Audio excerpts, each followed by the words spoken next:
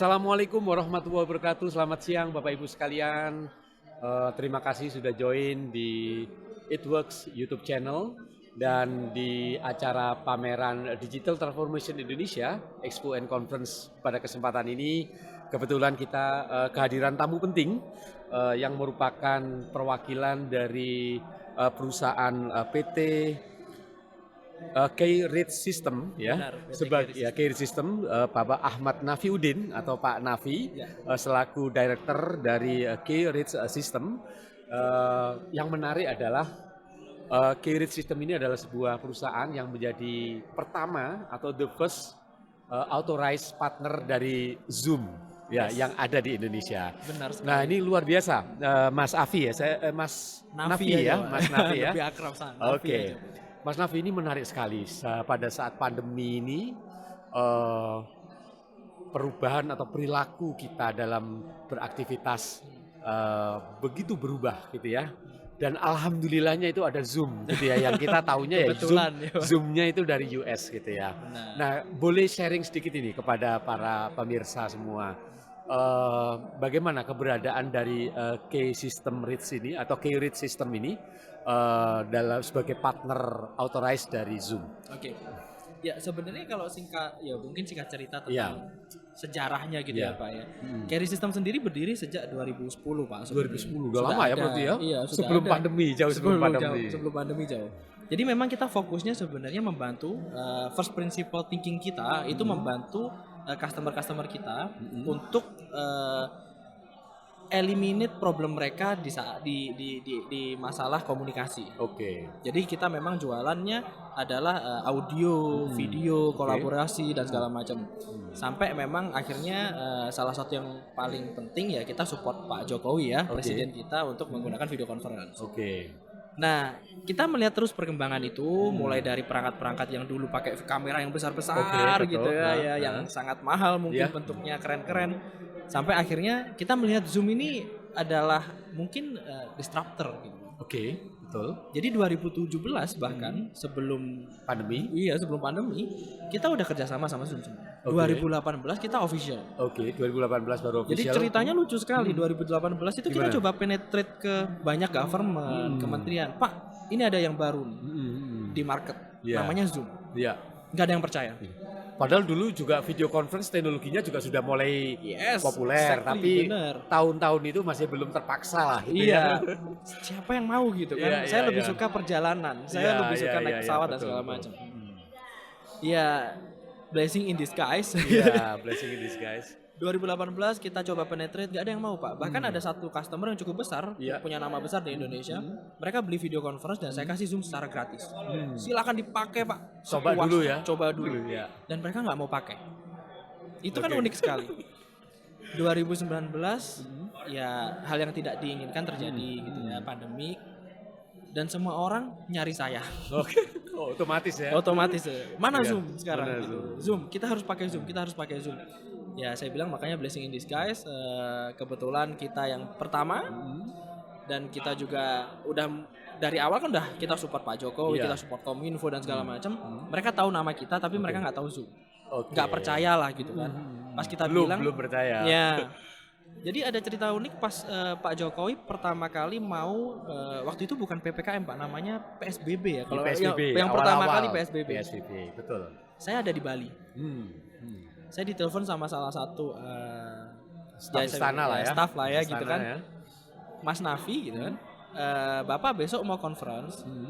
Harus fleksibel, bisa dari mana saja, aman. Oke, amannya itu yang penting juga ya. H-1 saya dikasih tahu.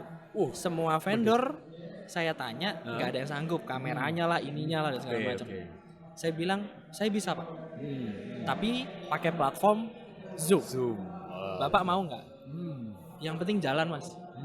Oke. Kita eksekusi.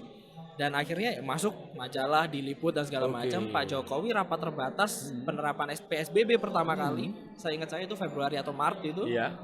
Saya fly langsung dari Bali ke sini, support, masuk berita dan ya thanks God lancar. Alhamdulillah. Oke, ini menarik ya karena sekarang Zoom itu dalam tanda petik sudah membudaya apa aja sekarang kita meeting gitu, walaupun ada solusi-solusi yang lain. Benar. Tapi Zoom paling populer lah ya, paling mudah digunakan, lebih familiar gitu ya. Apalagi bisa menggunakan aplikasi atau web browser dan sebagainya gitu ya. Nah, kalau menurut Mas Nafi ini ya, dibandingkan pesaing yang sama-sama menjadi penyedia teknologi solusi untuk komunikasi seperti ini, apa sih keunggulan dari Zoom itu dibandingkan pesaing-pesaingnya? Oke, sebenarnya udah diinfokan sebelumnya sama Bapak. Oke. Jadi sebenarnya Zoom ini kan tagline-nya simpel sekali, Pak. Delivering happiness.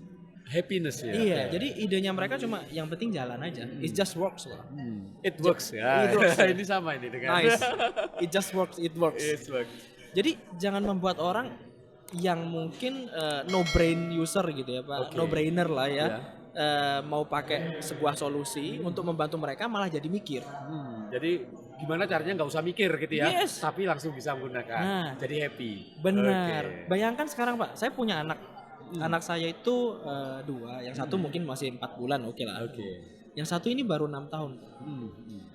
Dan dia memulai sekolah di era pandemi. Betul, udah masa ini generasi pandemi. Iya, ya. udah beda ini, beda sama saya Pendidikannya gitu ya, kan. betul. Somehow jalan dengan Zoom. Oke. Saya yang menjual Zoom saya juga kaget gitu. Anak saya yang umur 6 tahun dengan iPad-nya itu operate Zoom Bisa. seamlessly. Oke. 3 klik dan Iya. ayah aku bisa. Oh, oke. Wah, luar biasa. Iya, itu terjadi gitu. Makanya yang lucu lagi kan banyak teman-teman sekarang mau apa? Mau meeting gitu. Meetingnya apa? Zoom meeting. Iya. Mau apa? Video conference. Udah mereka nggak nyebut video conference kadang-kadang. Iya, Mau iya. apa? Mau Zoom. Mau Zoom, ya, betul. Mau Zoom. Udah jadi kosakata baru gitu. Udah populer sekali ya. Oke. Yang salah satu yang menarik ya ketika kita menggunakan Zoom ya, mungkin terutama di awal-awal. Ya. Pertama ada beberapa isu yang Yes. yang apa namanya Ramai sekali. ramai sekali. Pertama adalah masalah security ya, keamanan komunikasi dan sebagainya.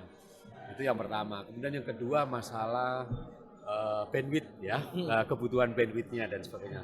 Gimana Mas Nafi menjelaskan dua hal ini? Yang pertama dulu, Oke. yang berkaitan dengan Security, keamanan komunikasinya. Oke, jadi menarik ya kalau kita bicara security. Mungkin gini, kalau ditarik, anggaplah saya bukan Zoom. Karena kalau saya bilang Zoom bagus-bagus, ya karena saya selling Zoom gitu. Iya. Tapi gini, setiap platform pasti punya kelemahan. Oke. Dan kelemahan ini kan sebenarnya digunakan untuk apa? Nah, menariknya adalah yang terjadi sama Zoom waktu itu bisa saya mention lah, namanya mungkin Zoom bombing. Oke. Pernah denger ya? Ya. Yang orang masuk presentasi, bahkan Pak Ma'ruf Amin lagi presentasi waktu itu UIN, Iya. saya tahu sekali, tiba-tiba dicoret-coret dengan kata-kata kotor Iya. dan segala macam. Sebenarnya masalahnya bukan di flaw dari sebuah platform itu sendiri, Pak. Tapi lebih ke personnya, Oke. humannya, behaviornya. Oke. Jadi ketidaksiapan kita sebagai manusia nih atau pengguna atau user untuk menggunakan platform ini. Oke. Digunakan untuk apa? Karena pada dasarnya kalau kita mau logik ya, pisau dikasih gitu ya. Iya. Pisau ini kalau kita buat masak akan jadi menu yang menarik. Betul. dan segala macam. Tapi kalau buat nodong orang, it's the same knife. Crime ya. Iya, it's a crime gitu. Itu terjadi dan Oke. itu ketidaksiapan itu kita lihat. Tapi kita nggak memungkiri itu terjadi. Kita akuin itu. Yang Zoom lakukan adalah kita waktu itu planning 90 hari atau mungkin kurang lebih 3 bulan lah ya. Iya. Security things.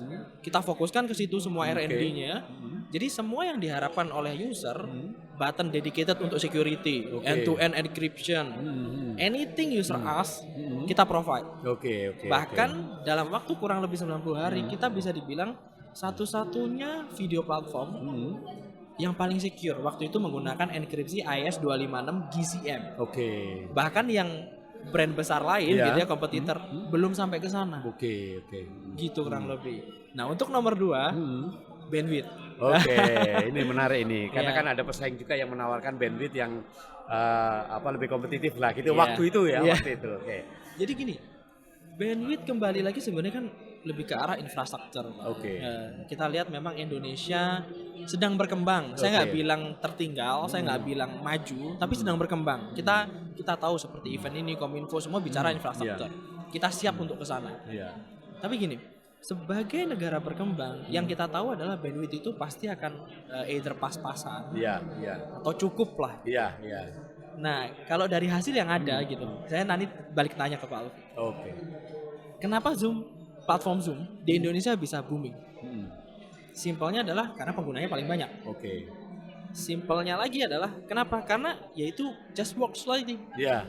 Mau pakai broadband, mau pakai internet cafe, wifi free gitu, Bisa. bisa. Oke. Nah, dibandingkan dengan yang lain gitu ya, misalnya gitu kan ada specific requirement untuk kualitas sekian, bandwidth sekian.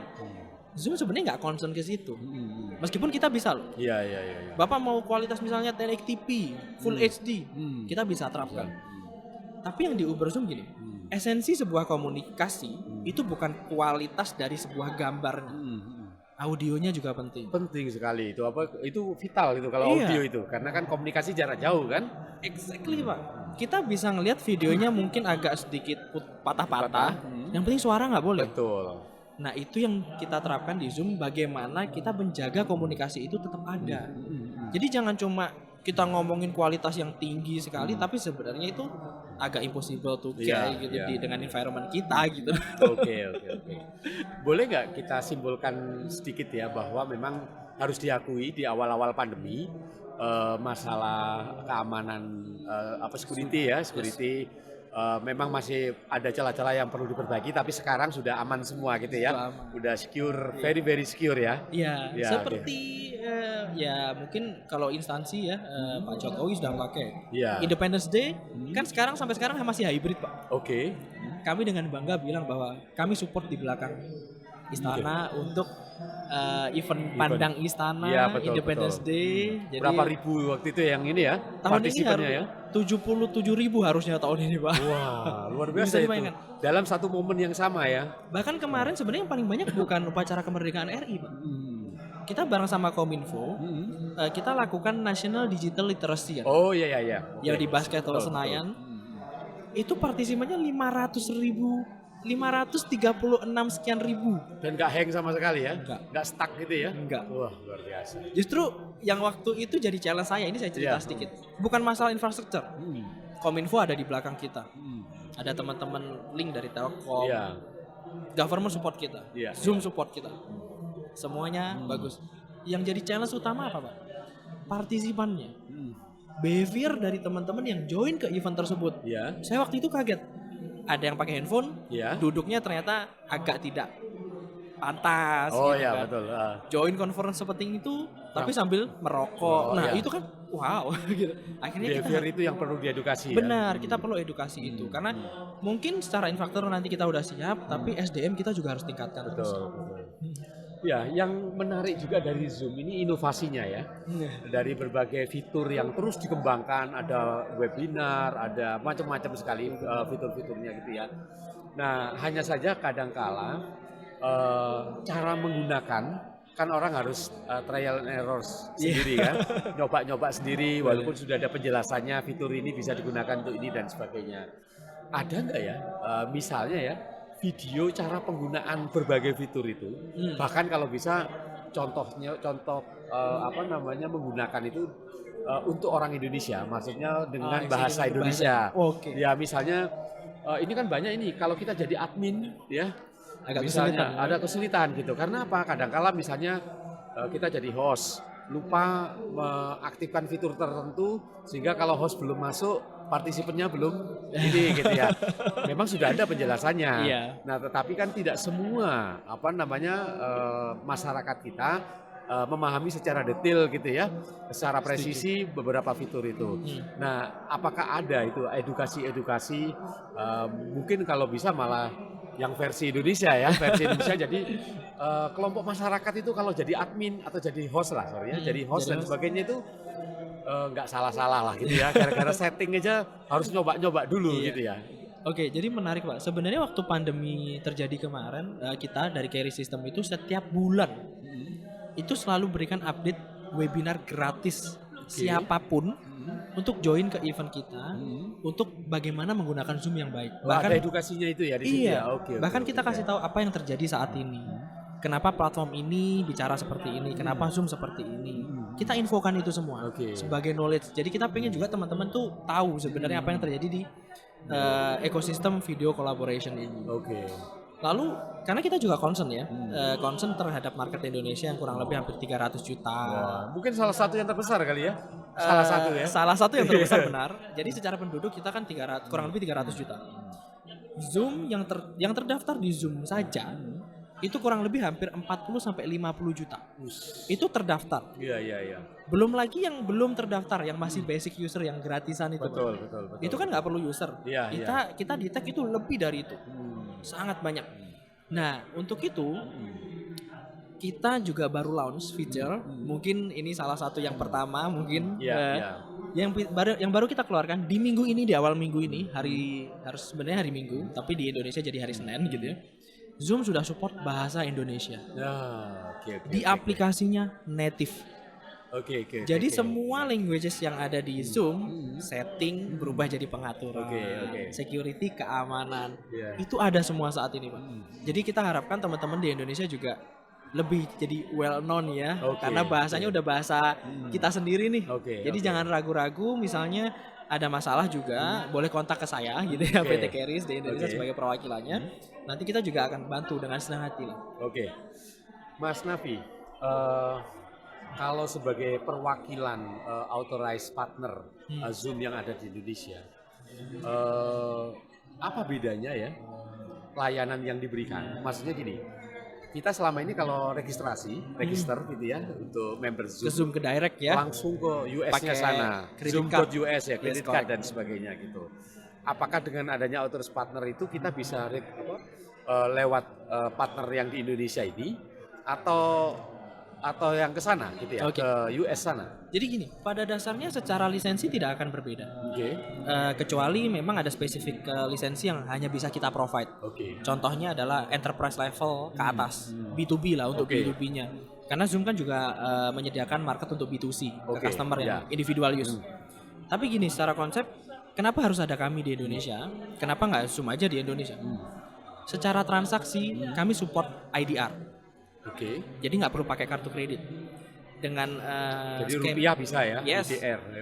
Dan secara skema bisnis ya, kalau kita bicara di Asia, terutama spesifik Indonesia itu kan lebih ke channeling lah istilah bisnisnya. Itu selalu ada pakai PO, invoices, administratif. Kita support akan hal itu. Karena kan kalau pakai direct via kartu kredit itu agak sulit dilakukan. Dan yang pasti kita comply dengan segala regulasi yang ada di Indonesia, termasuk PPN 11%. Dan yang nggak banyak orang tahu sebenarnya Zoom itu kena withholding tax. Itu ada namanya PPh 26. Jadi kalau Zoom yang di pusatnya sana atau yang di Indonesia yang kena PPh? Secara lisensi Zoom kan di US. Jadi kalau kita lakukan transaction sebenarnya kan kita buying dari US. Betul. Kita sebagai pembeli harusnya membayar withholding tax. Dan itu nggak banyak orang tahu. Kita sebagai host partner di Indonesia, kita akan akomodir itu. Itu kenapa hampir semua ministry, hampir semua kementerian, bahkan Pak Jokowi sekalipun istana memakai kami. Diminta untuk bantu mereka karena kondisinya lah, kita bisa subscribe langsung pakai CC. Tapi pembuktiannya bagaimana? PPN-nya gimana? Bukti potongnya bagaimana? Apakah ini benar lisensi atau ada yang aneh-aneh? Itu terjadi. Ya menarik Mbak. Waktu itu sempat ada berita, ini intermezzo sedikit. Bu Sri Mulyani kan sempat mau kejar pajaknya Netflix, Google, Zoom paling belakang. OTT lah ya, over the top. Semuanya mau diambil pajaknya, karena kan itu income buat negara. Benar, saya setuju. Sebagai warga Indonesia, saya harus dukung itu. Nah banyak yang nggak tahu Zoom salah satunya. Jadi kalau subscribe Zoom Direct, harusnya itu ada pemasukan untuk negara. Kami lakukan itu. Itu adalah withholding tax tadi, PPh 26. Tapi itu kalau yang registrasinya ke PT Keris ya, PT Keris. Tapi kalau yang langsung ke yang retail itu ya, ke US-nya enggak, berarti ya enggak tercover di situ ya. Makanya gini, setiap market yang Zoom ada gitu ya di Indonesia, setiap enterprise mostly itu akan dilempar ke kami. Oke. Untuk kita Jadi bantu. nanti K-Rich itu lebih banyak segmennya ke korporasi atau B2B ya. Benar. Tapi kalau B2C ke US atau di K-Rich juga ada B2C juga. Sebenarnya melayani untuk yang retail. Sebenarnya kita layani untuk yang retail, Pak. Tapi kita ada minimum of quantity. Oke, berapa itu? Let's say kan Zoom ada beberapa plan. Ya. Misalnya yang ambil yang paling kecil lah, Pro License. Iya, Pro License. Pro License kita minimum quantity-nya starting dari 5 user. Oke. Karena kita anggap Pro License ini sebenarnya individual use. Iya, betul. Misalnya saya pakai pribadi untuk keluarga saya Iya. gitu ya, itu Pro License. Naik sedikit jadi bisnis. Tapi untuk akomodir yang market Indonesia yang sedang berkembang gitu ya, oke kita akan akomodir Pro License, tapi minimum of quantity-nya 5. Minimal 5 gitu ya. Itu masih kategori retail ya, minimal 5 itu ya. Sebenarnya, Pak. Tapi kita bisa naikkan, maksudnya kita info ke customer, oke Pak, meskipun Bapak hanya beli 5 misalnya 5 user, compliance-nya, regulasinya semuanya kita comply kok Pak. Jadi jangan khawatir. Kalau audit pajak pun kita support Pak di belakang. Oke. Baik. Menarik ini diskusi kita karena Zoom ini sudah menjadi budaya ya bagi tidak hanya masyarakat Indonesia, mungkin juga di luar negeri ya, untuk komunikasi video conference gitu ya solusinya. Terakhir ini apa ini pesan-pesan dari Mas Nafi ya kepada para pemirsa ya di It-Works YouTube channel ini terkait dengan Zoom ya, apa kira-kira pesan yang ingin disampaikan? Oke. Mungkin pesan ya utamanya ya kalau kita bicara Zoom, kembali lagi ke first principle thinking-nya adalah carry system ini ada untuk membantu teman-teman. Oke, sebagai solusi ya. Sebagai solusi, apa sih yang bisa kita benahi, bisnis case-nya apa, kita mau jadi part of it. Iya. Zoom itu kan platform, tugasnya membantu. Jadi baik lagi seperti motonya Zoom One gitu ya. Kita harus less thinking about making a connection. Jadi waktunya kita untuk memang kita buat koneksi. Iya. Bukan bagaimana kita menggunakan sebuah platform kita harus pikir lagi gitu. Iya, betul. Ini udah waktunya kita, ya udah apa yang perlu kita bahas, business case-nya apa? Dibandingkan kita harus cara pakai platform ini bagaimana? Itu terlalu kan, ribet.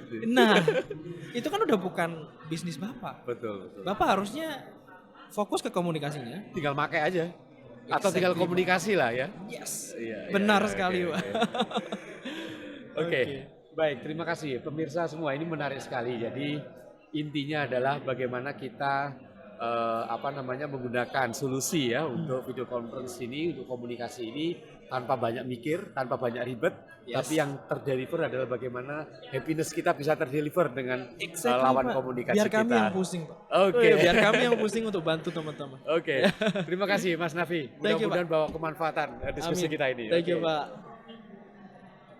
Oke. Yuk, Thank you. makasih.